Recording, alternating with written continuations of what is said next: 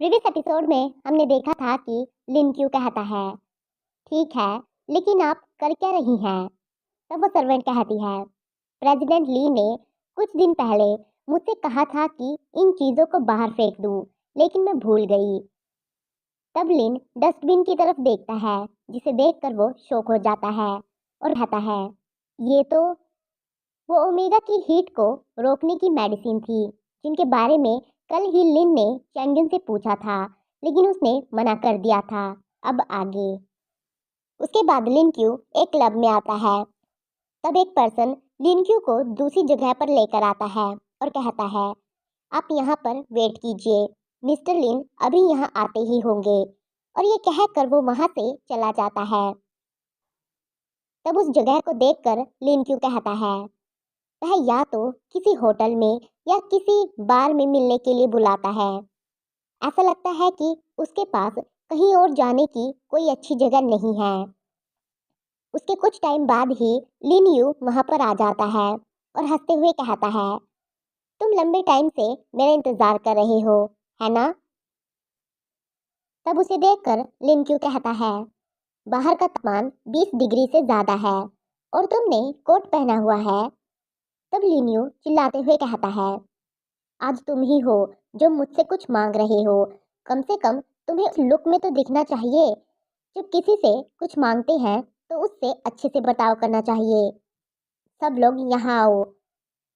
वो ये कहता ही है कि तभी वहां पर उसके आदमी आ जाते हैं और वो कहते हैं, यस यंग मास्टर। तब उन आदमियों को देखकर लिन क्यू कहता है, तो फिर तुम सच में कैसे चाहते हो कि मैं तुमसे भीख मांगू? तब लिन यू कहता है, कम से कम मेरे सामने अपने घुटने टेको, जैसे तुमने उस दिन मुझसे करवाया था। तब लिन क्यू एक गहरी सांस छोड़ता है और अपने हाथों को मसलने लगता है और फिर कहता है, मैं आज पहले से ही बुरे मूड में था और तुम मुसीबत ढूंढने के लिए यहाँ पर आ गए। पिछली बार मुझे लगा कि तुम थोड़े बड़े हो गए हो, इसलिए मैंने तुम्हें छोड़ दिया। और ये कहकर लिन क्यू लिन्यू के पास जाने लगता है। तब लिन्यू डरने लगता है और पीछे हटने लगता है, लेकिन फिर वो रुक जाता है और अपने आदमियों को देखता है और फिर हंसने लगता है और फिर कहता है, पिछली बार मैं केयरलेस था, इस बार तुम्हें मौका नहीं मिलेगा कुछ भी करने का। फिर वो अपने आदमियों से कहता है, तुम सभी लोग जाओ और पीछे मत हटना, क्योंकि वह एक ओमेगा है। तब सब लोग लिनक्यू को मारने के लिए आगे बढ़ने लगते हैं। तब लिनक्यू कहता है, मैं तो अब भी तुम्हारा बड़ा भाई हूँ, मुझे तुम्हें कुछ चालाकियत सिखानी चाहिए थी। ग्रुप फाइट में लोगों की संख्या सच में कोई मायने नहीं रखती है। इससे फर्क नहीं पड़ता है कि तुम्हारे सामने कितने लोग हैं। और ये कहकर लिनक्यू उसके पास जाने लगता है और फिर से कहता है, इम्पोर्टेंट बात यह है कि तुम कितने रथलेस हो।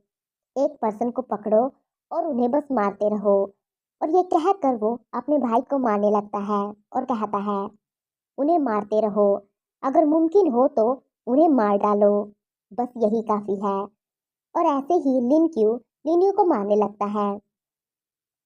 तब वो लोग लिन्यू को छुड़ाने की कोशिश करने लगते हैं। एक पर्सन कहता है, यंग मास्टर, मिस्टर ली को अभी जाने दीजिए। तब लिनक्यू गुस्से में चिल्लाते हुए कहता है, वह लिन फैमिली का यंग मास्टर है, क्या मैं नहीं हूँ? मैं देखना चाहता हूँ कि कौन मुझे छूने की हिम्मत करता है। लिनक्यू को देखकर वो सब डर जाते हैं और फिर वो बहाने बनाने लगते हैं और फिर कहते हैं, खैर यह सच है, अगर प्रेसिडेंट लीन को पता चल गया तो क्या होगा? तो दूसरा पर्सन कहता है, लेकिन ऐसा लग रहा है कि वह मिस्टर लिन को पीट पीट कर मार डालेगा।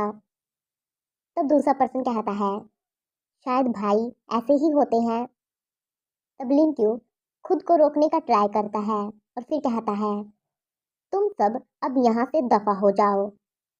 तब वो सब एक साथ कहते हैं, समझ गए यंग मास्टर लिन। और ये कहकर वो वहां से जाने लगते हैं। तब ये देखकर लिन्यू कांपने लगता है और फिर कहता है, तुम तुम सब सच में? वो इतना ही कहता है कि तभी वो सब वहां से चले जाते हैं। तब लिन गुस्से में उसे घूरता है। तब लिन्यू कहता है, भाई मुझे मारना बंद करो।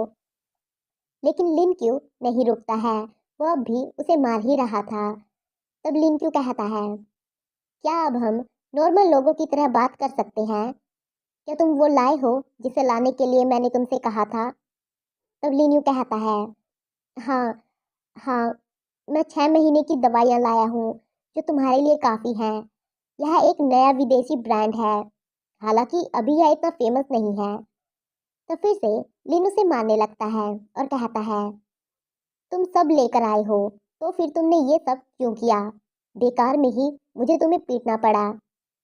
तब लिन्यू कहता है, क्या तुम्हें ली चैंगयुन ने मार्क नहीं किया था? फिर तुम्हें हीट को रोकने की मेडिसिन की क्या जरूरत है? तब लिन्यू चिल्लाते हुए कहता है, उसका नाम भी मत लो, उसका नाम सुनते ही मुझे उल्टी आ जाती है। तब ये सुनकर लिन्यू शॉक हो जाता है और फिर कहता है, तुम्हें वो पसंद नहीं है? क्या उसने तुम्हें मार्क नहीं किया था? तब लिन्यू कहता है, वो तो बस एक बात ना मानने वाला कुत्ता है, कोई ऐसे इंसान को क्यों पसंद करेगा? तब लिन्यू कहता है, लेकिन ईमानदारी से कहूँ तो अगर तुम अपनी हीट साइकिल को कंट्रोल नहीं कर सकते हो तो तुम्हें ऐसे अल्फा की जरूरत होगी जो तुम्हें परमानेंट मार्क कर सके, जिससे तुम्हें कोई परेशानी ना हो। तब लिन्यू कहता है, क्या तुमने नहीं कहा था कि मार्क होने का मतलब है दूसरे पर्सन द्वारा कंट्रोल होना, हमेशा उनकी बात सुनना, हमेशा उनका कहा मानना? तब लिन्यू कहता है, लेकिन इसका मतलब यह भी है कि कोई ना कोई हमेशा तुम्हें प्रोटेक्ट करेगा। तब लिन्यू कहता है, ओ, तो फिर मैं कैसे जानूं कि कोई सचमुच मुझे प्रोटेक्ट करेगा? तब लिन्यू कहता है, फेरोमोन्स रिलेटिव्स के बीच सबसे ज़्यादा सिमिलर होते हैं। अगर तुम्हें ज़रूरत हो तो मैं कर सकता हूँ। वो इतना ही कहता है कि तभी फिर से लिन्यू उसे मारता है और चिल्लाते हुए कहता है, बिल्कुल नहीं, मैं तुम्हारा बड़ा भाई हूँ, तुम इसके बारे में सोचो भी मत। तुम छिछोरे कहीं के, तुम सच में छिछोरे हो, जैसे छिछोरे होने के लिए ही जन्मे हो। और इसी के साथ ये चैप्टर यहीं खत्म होता है।